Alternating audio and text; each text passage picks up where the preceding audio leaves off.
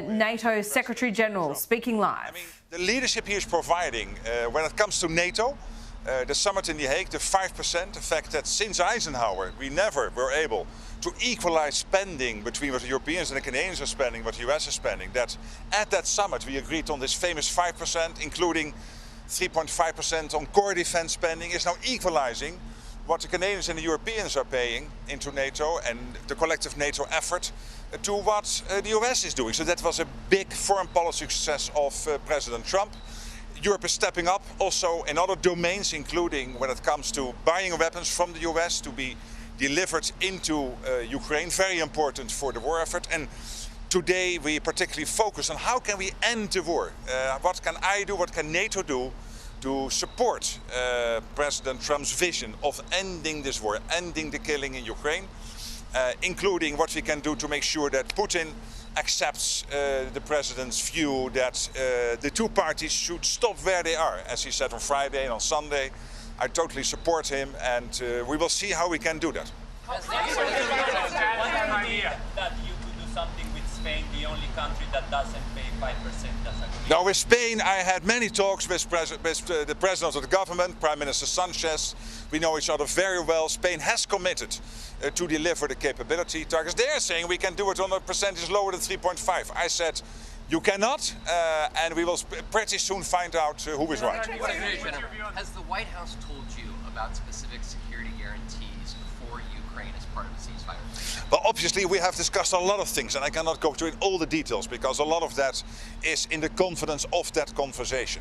But you have heard the President say a couple of weeks ago, this was around a meeting here with European leaders after Alaska on that Monday, and even before that meeting, that he is willing for the US to participate in the security assurances, security guarantees for Ukraine. This is clearly Europe and Canada working together with other countries like Japan and Australia in this coalition of the willing, but there has been a clear commitment by the US to participate. What's Zelensky did agree to? Again. What did Zelensky did agree to with NATO, like some security guarantees or what he can give up to see? Well, what NATO is doing is trying collectively to sustain Ukraine in this fight. But of course we all want this fighting to end because we know that last month again, for example, the Russians lost over 20,000 people dead, not seriously wounded, dead. In 1 month they lost 1 million, the Russians, dead and seriously wounded since the war started. They lose now more in 1 month than they lost in 10 years in the war in Afghanistan in the 1980s under Brezhnev and his successor. So that is not sustainable. And also the Ukrainians, of course, are suffering a lot. Today we have seen Russian missiles hitting a kindergarten in Ukraine and seriously wounding people there. This is all extremely sad. It's got to end. And that is what the President said from day one when he came into office. I want the killing to stop. And I'm here to tell him, yes, we are up there, we want to support you, we want to make this happen. Secretary, thank you. President Trump has indicated he believes Putin wants peace. Do you share that view? And when you're talking about what else NATO can do to help end the war, what new steps should we expect the alliance to take after this conversation? Yes, when you look at the Russian side, they started this war, clearly is not moving in the right direction. And when you look at this year,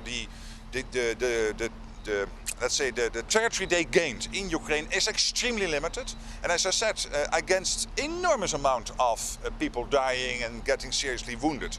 The Russian economy is in a difficult situation. We know we have these long lines into gasoline stations all over Russia at the moment. We know that the French president and others in Europe stepped up when it comes to the shadow fleet.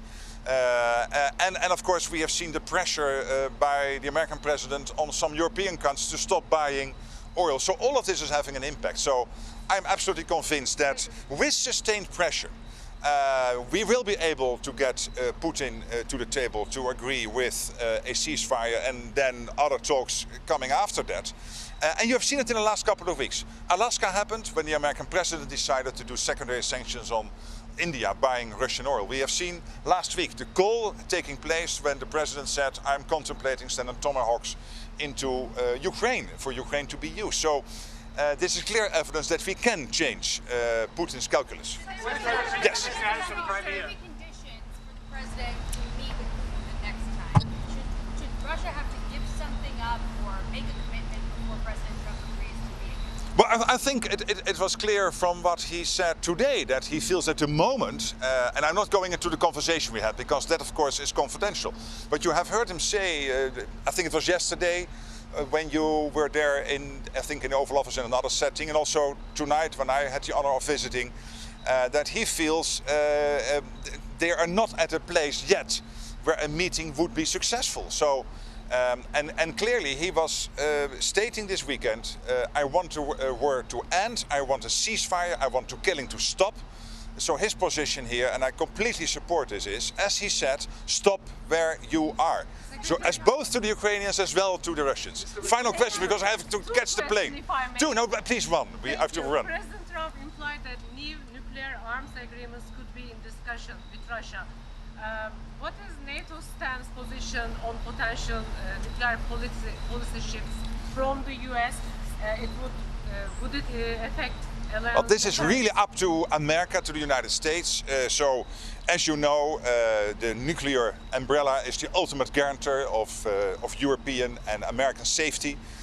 And I think the American president engaging with other countries and seeing what can you do to de-escalate any tensions when it comes to nuclear is always applaudable and commendable, but I should not comment because this is not for NATO. This is really the US in bilateral relations with, in this case, I understand, the Russians and China. Final question, and then I really have to go. Are you not concerned that every time Vladimir Putin speaks to President Trump appears then to go to his position, that there is flip-flopping by the US president, and that we could be talking in a week from now and things will have gone back, he'll have gone back to the Russian camp? Well, I don't buy that, and I don't agree with that. Right. Because here's the case: you guys live in the most powerful country in the world, but most powerful military.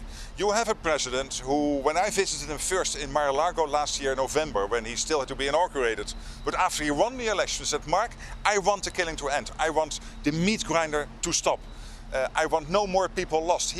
This is extremely close to his heart. And then, given his powerful position and his vision on this, he's the only one who can sit down with Putin and get him to change his calculus and give him a bit of bandwidth to do that. I mean, that is in his remit, and he is doing it in a way I completely support. I now really have to go. See you next time.